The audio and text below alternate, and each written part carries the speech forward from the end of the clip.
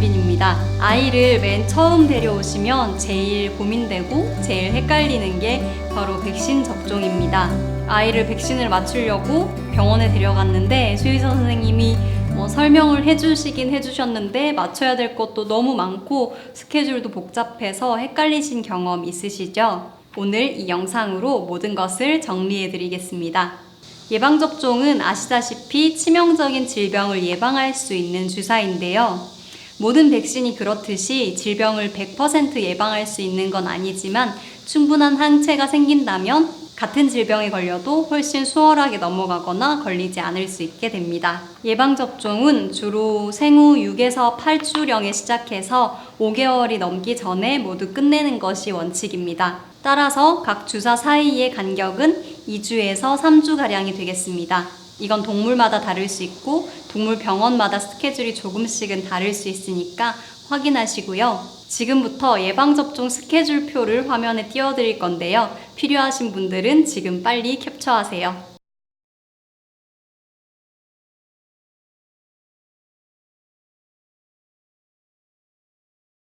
네, 다들 캡처하셨죠? 그렇다면 예방접종에 대한 흔한 궁금증부터 알아보도록 하겠습니다. 왜 같은 주사를 2번에서 많게는 5번까지 반복해서 맞아야 되는지 궁금하신 분들이 있으실 것 같은데요.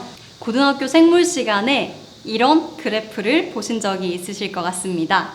이 그래프를 간단히 설명하자면 같은 항원이 들어왔을 때 여러 번 자극을 주었을 때 항체가 더 많이 생기고 더 오래 간다는 뜻입니다. 백신마다 이 항체가 생기는 정도가 조금씩 달라서 2번에서 5번까지 다양하게 맞을 수 있고요.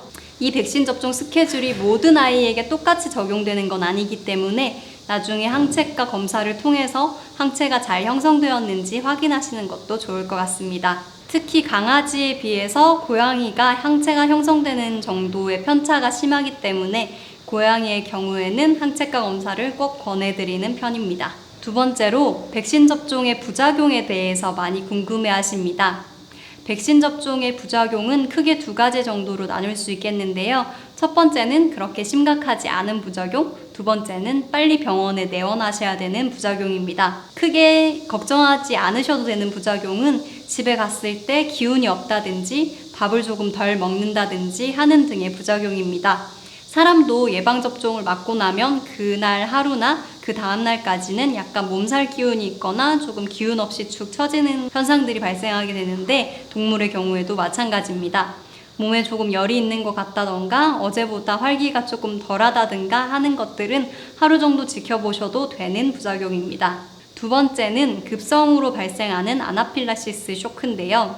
이 경우에는 특징적으로 얼굴이 많이 붓게 됩니다. 얼굴이 붓는지 제일 빨리 알 수 있는 방법은 아이들 눈 주위가 부으면서 눈이 작아진다 싶으면 얼굴이 붓는 것입니다. 배 주위나 조금 털이 적은 부위를 보시면 피부에 두드러기처럼 알러지 반응이 올라올 수도 있습니다. 이런 경우에는 병원에 내원하셔서 알러지 주사를 맞으시는 것이 좋습니다.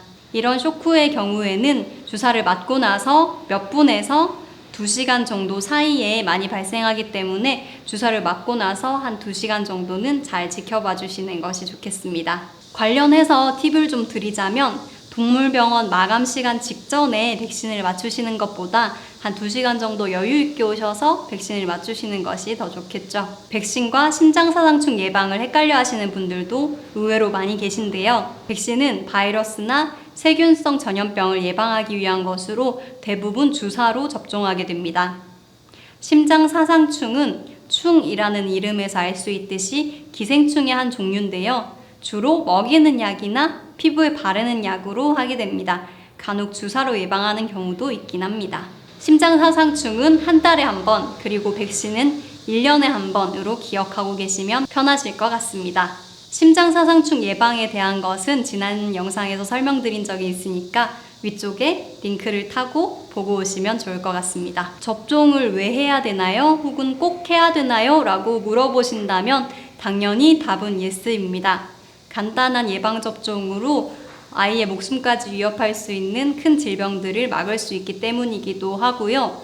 예를 들어서 사람의 천연두 같은 질병들은 정말 위험하고 목숨을 앗아가는 질병이었지만 전 세계 사람들이 다 같이 예방을 하면서 지금은 거의 없는 질병처럼 돼버렸습니다. 이렇게 공중보건학적인 의미도 있기 때문인데요. 특히 광견병의 경우에는 사람의 경우에도 걸릴 수 있는 인수 공통 전염병이기 때문에 다 같이 예방해서 확실히 질병을 없앨 수 있도록 모두가 협조해야겠습니다.